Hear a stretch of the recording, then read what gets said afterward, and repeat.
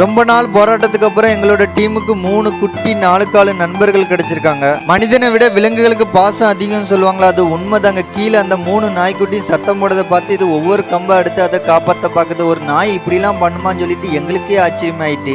எந்த ஊரு நாயினே தெரியல. எங்க ஊர்ல விவசாயிகள்லாம் வச்சிருக்க வாழைக்கம்பு கீழே வந்து ஒரு 3 குட்டி நாயை போட்டுருந்துச்சு. எங்க எல்லாருக்குமே ஹாப்பி தான். ஒரு 30 நாள் கழிச்சு நாய்க்குட்டிலாம் கண்ணு முழிச்ச பிறகு எடுத்துடலாம், எங்களுக்கு ஒரு 3 குட்டி நாய் கிடைக்குன்னு சொல்லிட்டு ஒரு 30 நாள் கழிச்சு போகும்போது அந்த தாய் நாய் எங்களை எடுக்கவே விடல. கிட்ட போனாலே கடிக்க மாதிரி வருது. நாங்களும் இன்னொரு 10 நாள் கழிச்சு போய் பார்க்கலாம்னு சொல்லிட்டு ஒரு 40ஆம் நாள் போய் பார்க்குறோம், அப்பவும் தாய் நாய் கூடயே தான் இருக்குது. ஒரு 45ஆம் நாள் போய் பார்க்குறோம், அப்பவும் தாய் நாய் அதை விட்டு போகவே இல்லை. நாங்களும் என்னடா பண்ண அப்படின்னு சொல்லிட்டு கொஞ்ச நாள் விட்டுட்டோம். எப்படி பார்த்தாலும் இந்த குட்டிகள் கூட அந்த தாய் நாயால ரொம்ப நாள் இருக்க முடியாது.